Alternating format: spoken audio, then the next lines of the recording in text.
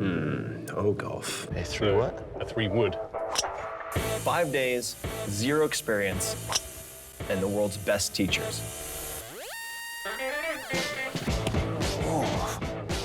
We need to clear the mind. Yeah, avoid catastrophes. Take a chill pill. I don't like chilling out. Oh, I feel like I need to work on my ass punch. I'm Tim Ferriss, best-selling author and human guinea pig. I'll show you how to make the impossible possible by bending the rules. I'll find the world's best teachers and push myself to the edge to deconstruct, decode, and demystify some of the world's toughest challenges in record time.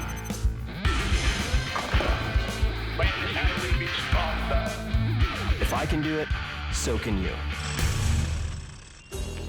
This week's experiment, golf. I always had a hate-hate relationship with golf. I just felt it was very pompous. And then I read Ben Hogan's 5 Lessons and really fell in love with the technical aspect of the game. I thought, why don't I explore it, see if my caveman build can hit a little white ball a really long distance. The game of golf seems simple enough. You play 18 holes. At each hole, you attempt to hit the ball into the hole within a predetermined number of strokes. That's called par. That also means starting off with a drive or long-range shot, then hitting shorter range shots to get closer to the hole, and then finally putting to finish it off.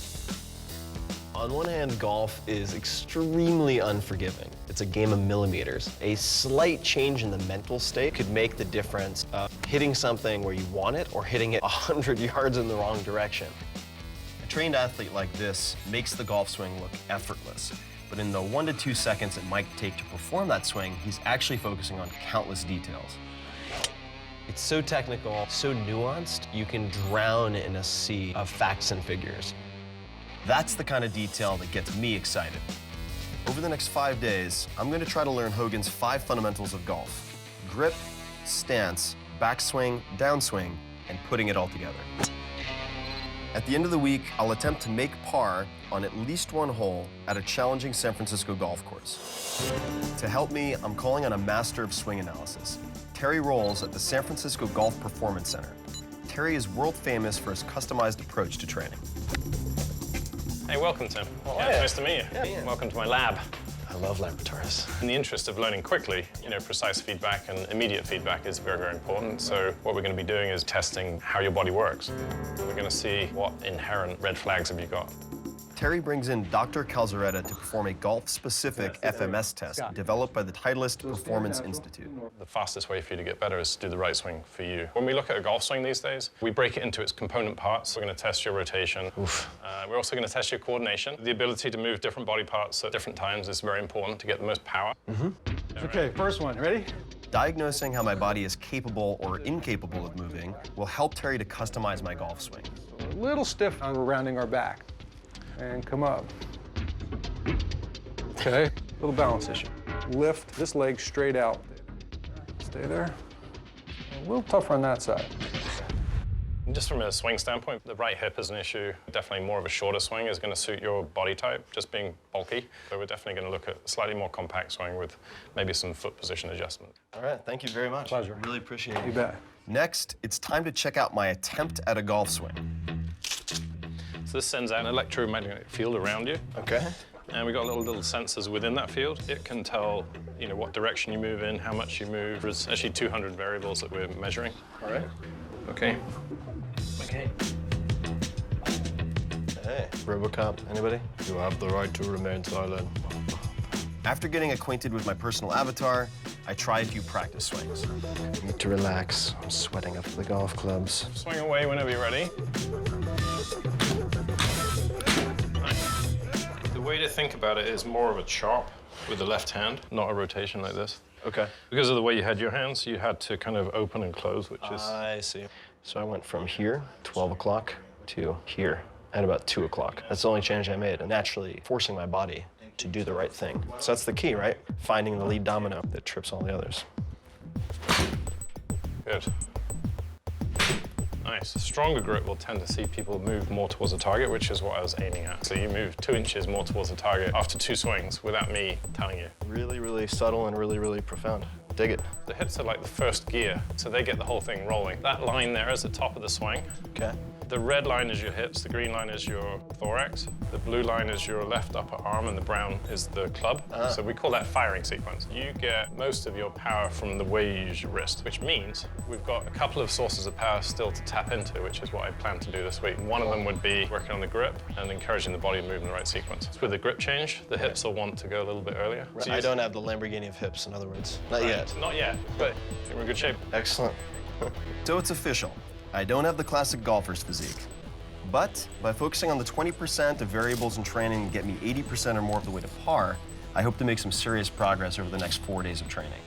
We'll see how it all plays out on the golf course. You're not allowed here dressed like that. So this. Oh! All right, let's take a break.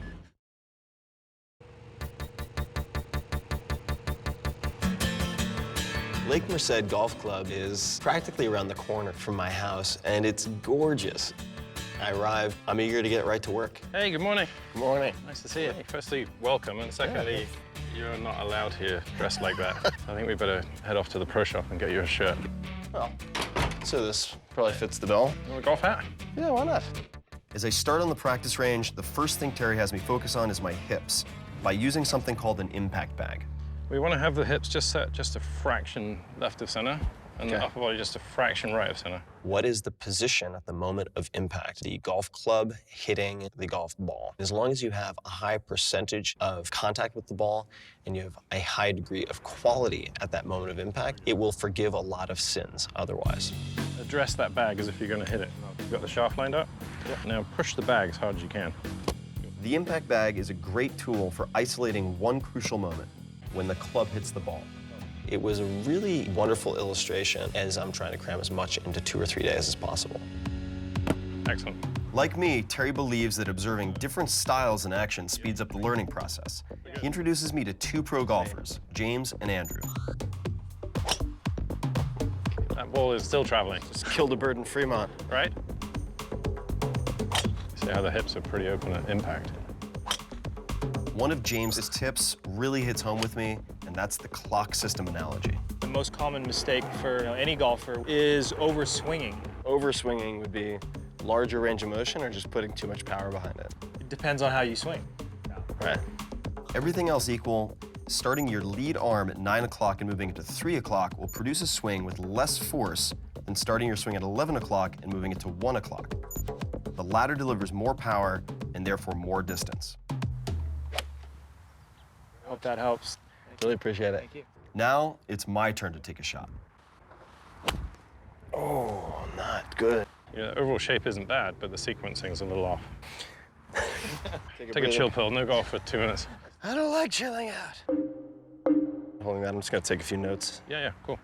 It's a very organized way of practicing to enable it to happen naturally, right? Yeah. So I need you to understand certain things that we're going to do. But when you actually play, it's just Right. you're Tim hitting a golf ball and there's the target. Right. There's no reward for storing more information than the next guy in your head. Right. There's a ton to process. I'm getting mental indigestion, but Terry is ready to drag me onto the golf course. It's the proper way to carry this, just like a backpack? No, well, it's kind of uncool to do that. You want it kind of level to the ground. Horizontal, they won't fall out then. No. Carrying style is very important for your street cred. Like so. Yeah.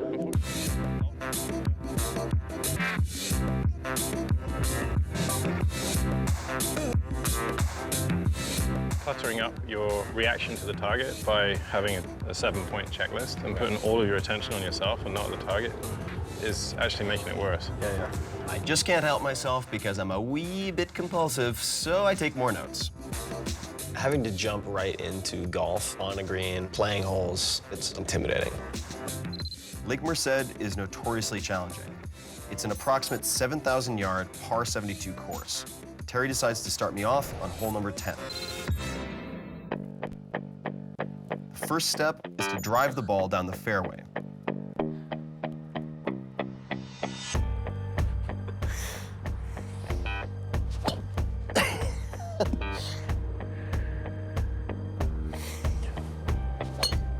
Oh, good shot.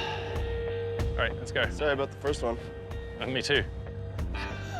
I'm getting closer to the hole and progressing to shorter shots. This is where club selection comes in. Each club is suited to a different distance and loft. Generally speaking, it's a little easier to hit the shorter irons. It's less club to manage. Right. A lot of people tend to start with like a 6-7 irons. Let's just hit 7 iron here. And I'm just aiming straight ahead. Yep. No second guessing. Woo. See you another time. Brutally devastating. Practice is all looking beautiful, and then you get out there and it's just a disaster. We need to train that process to do your best without thinking. I actually have to train you to do that for 4 days. Yeah. Got it. One skill that I was introduced to for the first time today was reading the green. How do you navigate the waves and contours of a golf course? Never thought of it before. We have such an inherent ability to judge space. Things like, if I go and pick up a glass, I rarely knock it over. Depends on how many you've had. Right, exactly. Like a glass of water. Yeah. If any of this info sinks in, I should have a better idea of where to aim my ball to get it into the hole. Whoa. That's not what I wanted. No. In my mind, I actually moved the hole 6 feet to the left. We said sloping down. Correct. You're making sure that your whole body, club, etc., are all lined up correctly. Many of the most accomplished pros find putting to be the hardest part of the entire game. If there's any place I can't lose my cool, it's on the green.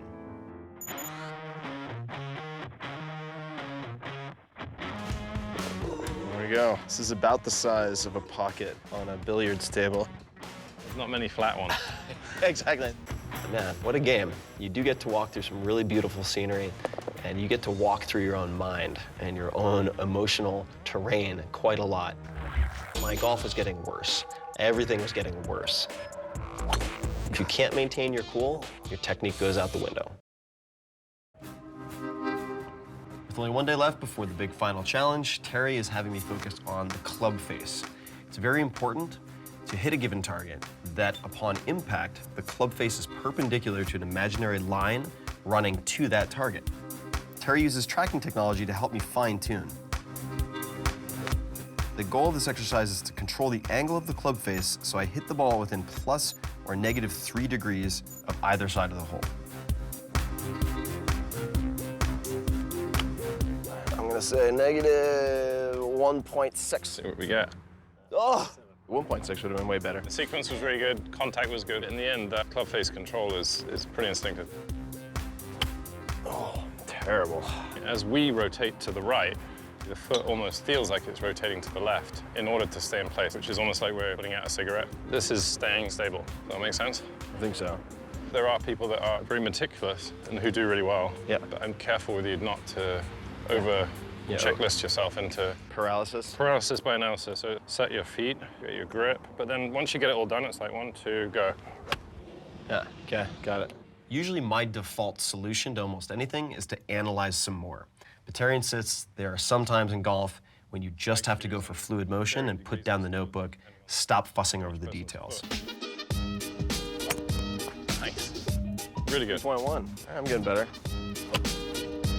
That was the best leg action of the week. Yeah? Why did that start left? And I must have closed the face. Perfect. That's exactly the answer. Wasn't changing, my torso rotation wasn't different, so it had to have been the club face. How do you keep track of where you're hitting it, obviously, because I don't have the self-awareness to... We have some extremely highly researched and very accurate device, foot powder. You spray it on the face, and then we go ahead and hit a shot, and it gives us a very precise measurement. Hit one. That sounded funny. Let's look at the face. All right. Arguably one of the worst places I could be. So when we talk about smash factor, you don't need to increase your speed, right? I'm swinging it quickly, trying to smash it, and because I'm not hitting the ideal point, it's just like trying to hit a home run and hitting it 2 inches from your hand. Right. I have to fix the placement. Keep firing away there. If you are 2 millimeters off and the face of the club is slightly tilted the wrong direction, sorry, you landed 60 yards off of your mark. This is the one I've been using all day. It's kind of frustrating. Oh.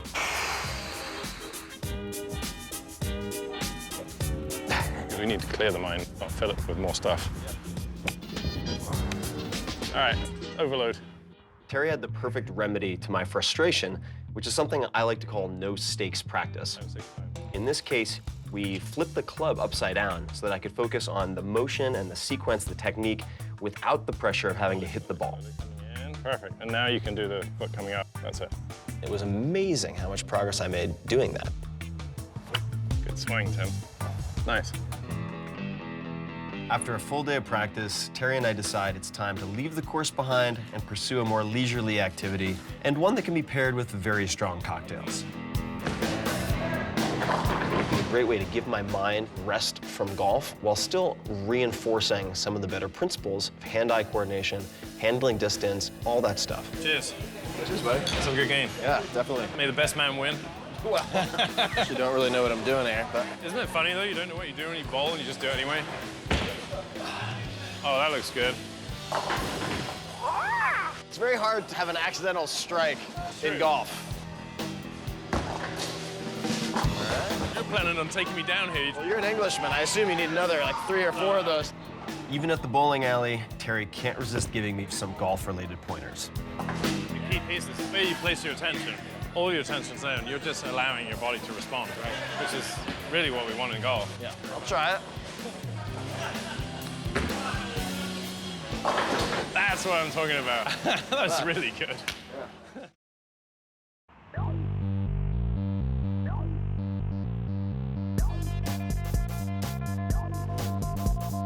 The real challenge is actually to get out on the course and play golf. Today, the ultimate test is to take you on the course and see if you can shoot a score on a few holes. If I can't play the part, I want to at least look the part. So I brought a little bit of special gear. If you give me a moment, I'm going to slip into something a little more comfortable. Oh my goodness. What do you think, Coach? Wow. You should have warned me. I could have brought my sunglasses.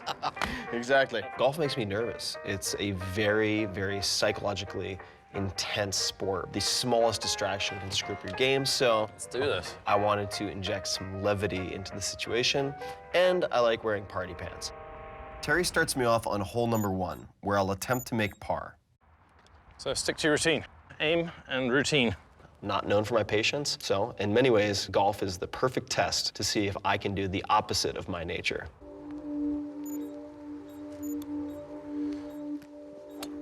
So we're gonna take a 2-shotter, yep. Pretty much straight down the fairway. Yes.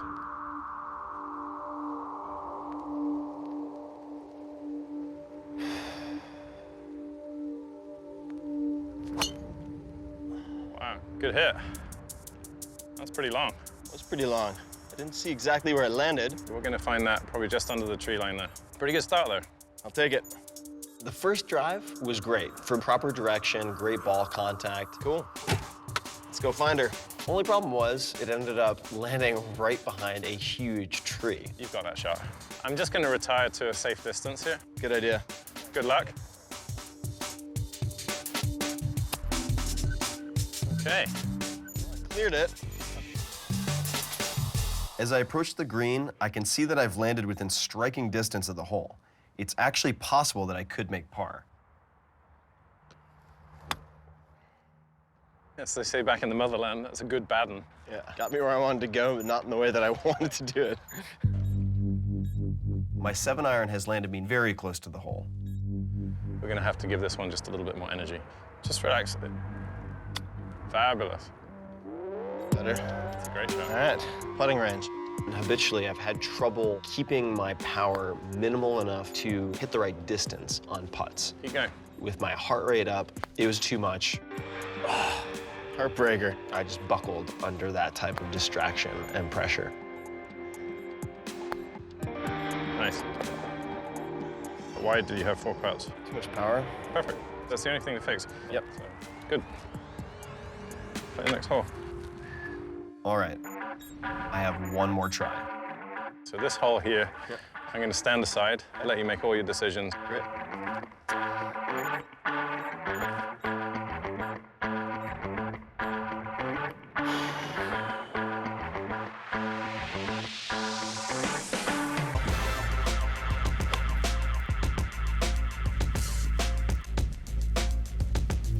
That is an incredible shot. I'll take You that. see what happens when I leave you on your own? I am thrilled with that. That's about 10 feet from the hole. Sweet. Oh, man, that's load off. Can you just do that again? I didn't get that one. Yeah. Wow, it's even closer than I thought. In a weird way, the ball kind of talks to you. This is where I'm gonna aim. When you hit a really good shot, it feels right. It's just fluid, there is no resistance.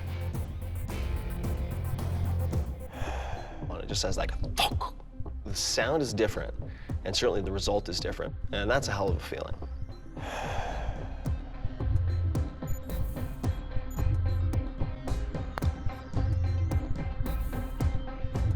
Oh. You know what? I'll take it. Well done.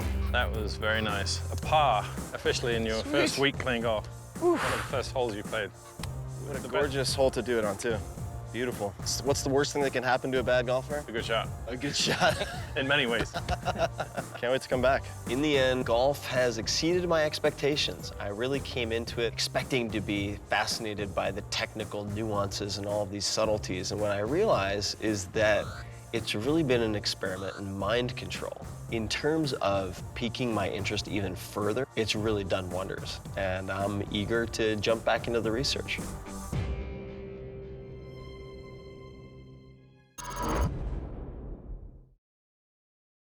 Hey guys, Tim Ferriss here. One of the things that kills me about TV is that you have to take all of this amazing footage.